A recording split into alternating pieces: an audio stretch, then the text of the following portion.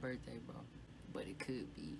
If you would give me a thumbs up and hit that subscription. What's up? It's Riz, back with another video, baby.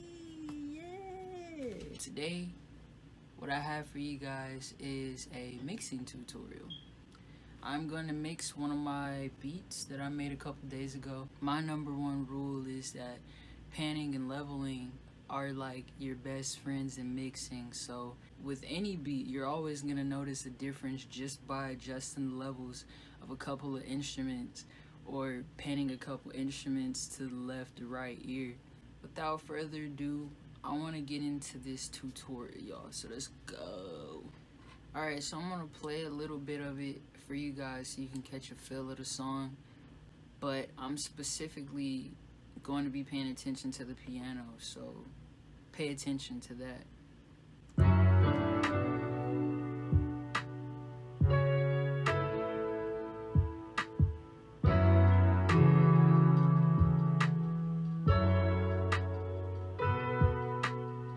Now, I don't like to solo my other instruments while I'm working with a particular track. So like if I'm EQing the piano, for example, I'm going to leave the snare, the drums, the bass, all of that in there, because why would you tweak something and not keep in mind the other ingredients that go with it? That's like baking a piece of crust before you put the pepperonis on there. Like, you're supposed to put it all together and then bake it.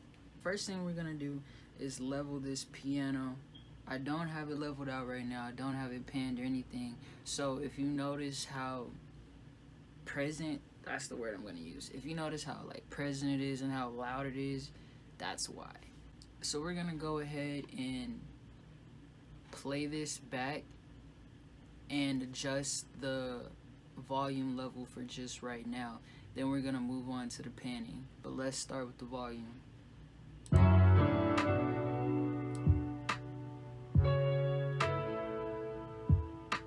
I'm okay with that level for the piano.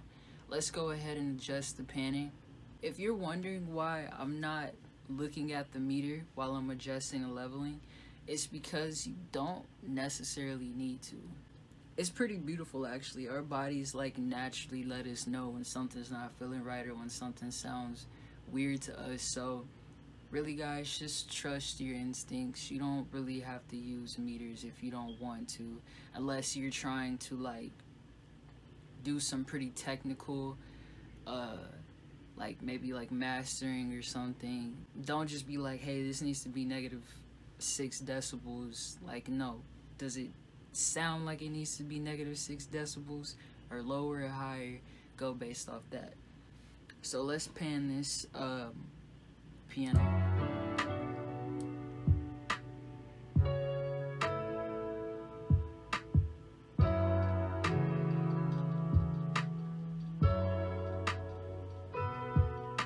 Like it right there. Okay, now that we have our piano panned and leveled out, we're gonna go ahead and go to the mixer. Right, this is our piano. I'll name it for you guys so it doesn't get too confusing. Piano.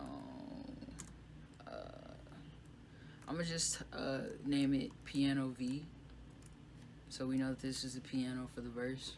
From here, usually the very first thing I do is slap EQ on it. I don't care, slap EQ on it. There's gonna be frequencies that you don't like, so slap EQ on it. From what I hear listening to it, it kind of sounds like the bass is a little bit harsh. So we're gonna try to go in there, and there may be some other frequencies, but we're gonna try to go in there and look at what the frequencies are doing.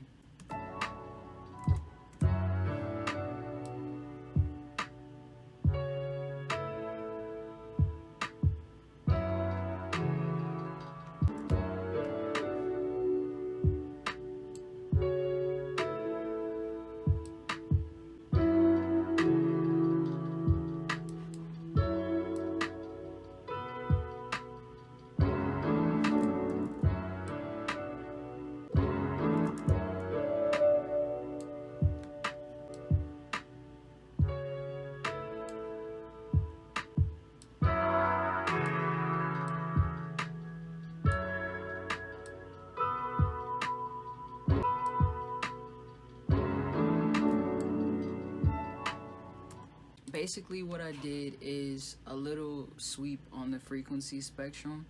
I didn't want to cut out too much, but I just went and listened to certain frequencies that were bothering me. I made a narrow band and then I took out a little bit. I didn't want to take it completely out. But yeah, and from here, I've seen a lot of people like on YouTube during the tutorials, they'll take out the high end of their piano. It's really not necessary. Don't do it just because you feel like everybody else does it. I personally like the high end of this piano, so I'm gonna keep it in there. What I will probably do is roll off a little bit down here at 20k hertz.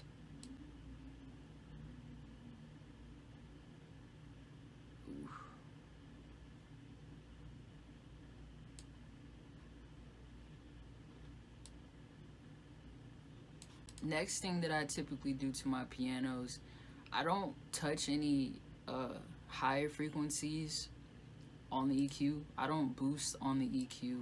I use something like a soundgoodizer to give me some sheen on the top end. I usually stay between A and B. If you're looking for like real like treble up there, A is probably the preset for you. B is like the mid, C is lower mid, and like D is more of a bass frequency. Soundgoodizer is great. I use the soundgoodizer on vocals. I use it on instruments. Really what it is just a like all-in-one knob for mastering your instrument. Let's mess around with this and see what type of good little sound we can get out of this.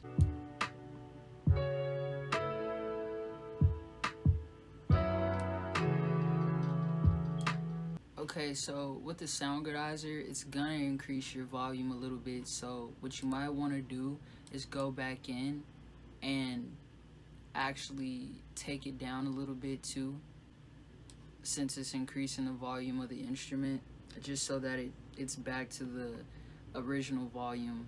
Honestly, that would really like be the end of my piano chain. This is typically what I would put. I think this intro piano is what is on that mixer, linked to that mixer. But typically I just add a little reverb, add a little stereo shaper, and that's it. You don't really need to do too much to piano. I'm gonna show you a before and after the piano that we just EQ'd and leveled and got all sounding good, and then I'm gonna show you one that I did like the first time that I attempted to mix and master this beat.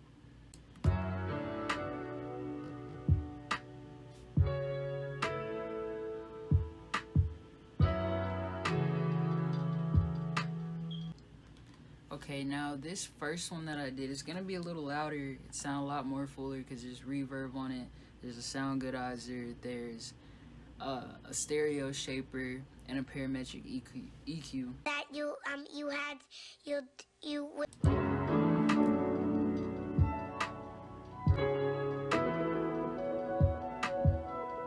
So that was it, guys. It was a pretty easy little tutorial. It wasn't too much.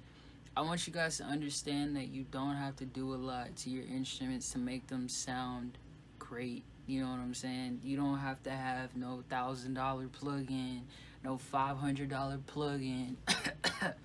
So if you like this video and you found it helpful, give me one of these. Make sure you hit that subscribe button, you know what I'm saying? Share it with somebody. Until next time, guys. Bye.